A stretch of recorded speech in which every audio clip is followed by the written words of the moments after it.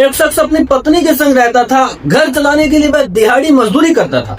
जब वह ड्यूटी जाता तब पड़ोस की लड़की घर आती थी। पति को लगा कि साधारण सी बात है, पर एक दिन अचानक लौटने पर जो उस शख्स ने देखा ना, उसके होश उड़ गए। फिर उसने जो कदम उठाया वह सोशल मीडिया पर चर्चा हुआ है, वायरल हुआ है। और उसने ऐसा क्या कर दिया था, उस दिन उसने क्या देखा था, सब कुछ बताऊंगा मैं इस वीडियो में, बस अंत तक बने रहिएगा। नमस्कार दोस्तों, मेरा नाम है सतीश दहिया और इस वीडियो को लाइक करना, चैनल को सब्सक्राइब करना, क्योंकि रोज हमारी इस चैनल पर वीडियो आती है। सब्सक्राइब करके बेल आइकन जरूर दबाएं। आप इस वीडियो को कहां से देख रहे हैं कमेंट में जरूर बताना, अगली वीडियो में आपका नाम जरूर लेगा।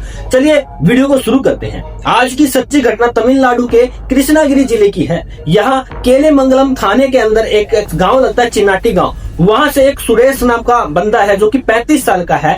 2017 में सुरेश की शादी भारती से हुई थी। भारती की उम्र तभी 25-26 साल थी। दोनों पति पत्नी बनकर खुशी खुशी रहते थे। सुरेश मजदूरी करके घर का खर्च चलाता था। वह अपनी पत्नी भारती से बहुत प्यार करता था, उस पर अटूट विश्वास रखता था। वह उसे लक्ष्मी का रूप मानता था। बट बीतता समय और सब कुछ बदल गया। सुरेश और भारती की 2 बेटियां हुई। बड़ी बेटी 4 और छोटी बेटी 3 साल की है।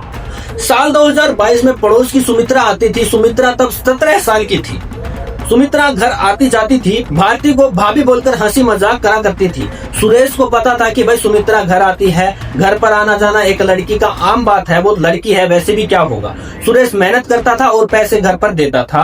वह बच्चों के अच्छे भविष्य के सपने देखता था। सुमित्रा अक्सर घर पर ही डेरा डाले पड़ी रहती थी। सुरेश को लगा कि यह तो सामान्य बात है। सुमित्रा एक दिन भारती के पास बैठी थी। जान पहचान पुरानी थी तो खोल के बात कर रही थी। सुमित्रा बोली कि फोन पर अच्छी अच्छी फिल्में आती है। भारती ने पूछा कि कैसी फिल्में होती है। सुमित्रा ने कहा, एक फिल्म दिखाती हूँ, बुरा मत मानना, देखकर थोड़ा अच्छा लगेगा। भारती राजी हो गई कि दिखाओ, क्या है ऐसा इतना जिसे मैं देखकर राजी हो जाऊं। फिर सुमित्रा को फोन पर वो कुछ गलत वीडियोस दिखाने लगती है।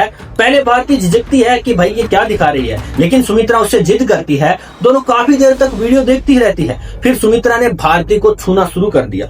भारती भी सुमित्रा की तरफ खींचने लगी। देखते ही देखते दोनों के बीच में संबंध बन गए। अब दोनों के बीच में समलैंगिक रिश्ता शुरू हो गया था। यह एक ऐसा रिश्ता था जिससे छूट पाना मुश्किल था। अब यह संबंध कैसा होता है ये तो मुझे नहीं पता है, पर जैसा भी था ना भाई, उनके बीच में चल रहा था। पर कुछ तो था उनके बीच में भाई, वो करीब आती गई। भारती और सुमित्रा एक दूसरे के बिना कुछ भी नहीं कर पाते थे, रह भी नहीं पाते थे। जब सुरेश काम पर जाता दोनों साथ में ही रहती थी। उनके बीच यह रिश्ता गहराता चला गया। इधर समय बीतता रहा। भारती का परिवार था, उसे पति को भी टाइम देना था, बच्चों का भी ख्याल रखना था। 2.5 साल बीत गए थे और मई 2025 आ गई थी। भारती ने एक बेटे को जन्म दिया। सुरेश बहुत खुश था कि भाई उसके 2 बेटियों के बाद एक बेटा पाकर वो बहुत ज्यादा निहाल हो गया था। सुरेश बहुत खुश था, पर सुमित्रा को दिक्कत थी क्योंकि वो गर्भ अवस्था में सुमित्रा उससे ज्यादा समय नहीं दे पा रही थी। पर अब वह फिर भारती के पास आने लगी। बेटा 5 महीने का था तो वो यहाँ तो नहीं जा सकता था, वो उसके पास ही रहता था। 4 नवंबर 2025 की वह काली तारीख थी। भारती बेटे को खिला रही थी कि सांसें रुक गई। भारती रोने लगी और फिर सुरेश के पास फोन किया कि भाई ऐसे ऐसे बेटे की मौत हो गई, उसे सांस नहीं आ रही है। दुखी होकर ग्रामीणों ने इस बच्चे को दफना दिया। सुरेश गहरे सदमे में था, खाना पीना छोड़ दिया था। वह बस अपने बेटे को याद कर रोता था। 2 दिन बीत गए थे, बट सुरेश कहीं घर से लौट रहा था। वह कुछ देखकर ऐसा भचक्का रह गया कि भाई ये क्या हो रहा है। उसने देखा कि उसकी पत्नी हंस हंस कर बातें कर रही है सुमित्रा के साथ, और सुमित्रा उन दोनों एक साथ ठाके मार रहे हैं। सुरेश को भारती का यह व्यवहार देखकर शक हो गया कि भाई 2 दिन हुए हैं बच्चे को मरे हुए और मेरी पत्नी इतनी खुश कैसे हो सकती है। सुरेश को लगा कुछ तो बहुत गलत है। उसने पत्नी का मोबाइल चोरी से चेक किया, पासवर्ड पता करके उसने गैलरी खोल ली। वहाँ पर भारती और सुमित्रा की कई तस्वीरें थी। दोस्त के नाते ये तस्वीरें सामान्य लग सकती थी, पर सुरेश के होश तब उड़ गए जब वीडियो देखे। पति पत्नी जैसे निजी वीडियो फोन में मौजूद थे और सुरेश ये समझ गया था कि भारती और सुमित्रा के बीच में कुछ ना कुछ चल रहा है, लफड़ा चल रहा है इनके बीच में।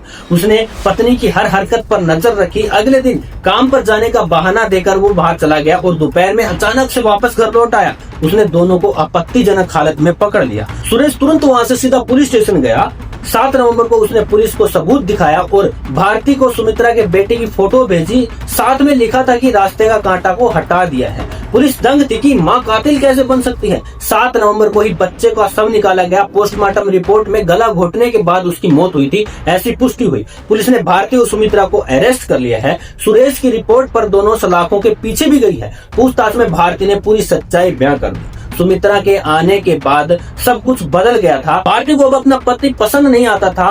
सुमित्रा भी भारती के बिना नहीं रह पा रही थी। दोनों के बीच में प्यार इतना गहरा और अंधा था कि भारती के पास पहले ही 2 बेटियां मौजूद थी। बेटा होने के बावजूद भारती क्या उसे संभालने में व्यस्त थी, इसलिए सुमित्रा को टाइम नहीं दे पा रही थी। सुमित्रा को भारती का बच्चे में उलझना खतरनाक लगने लग गया। सुमित्रा ने कहा, अगर साथ रहना है ना तो बेटे को हटाओ।